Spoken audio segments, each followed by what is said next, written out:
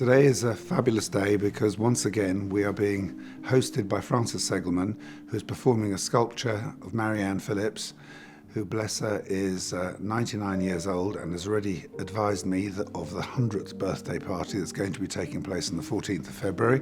I am so excited to meet her because I can't imagine how the personality or the strength in that woman to come from Manchester, to have her head sculpted and have that desire at 99 years old.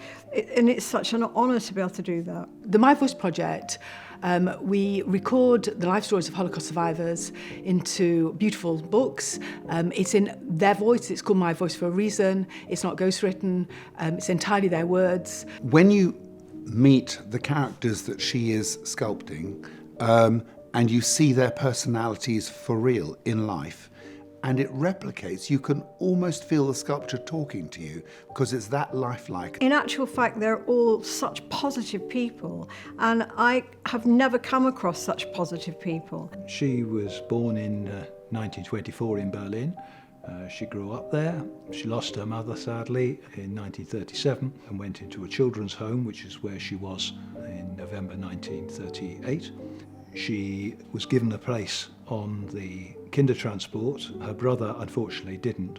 He perished along with her father. You see, at the time when we left Berlin, I don't think any of us would have been aware that we'd never see our families again, with hindsight. The way my father said goodbye to me says to me that he didn't expect to see me again. I mean, I was obviously aware, and I was 13, so I understood what was happening. But of course my brother didn't. At the time, 14, 15-year-old boy came over to me and said that he was aware of my little brother. Would I like it or would I mind if he took care of him?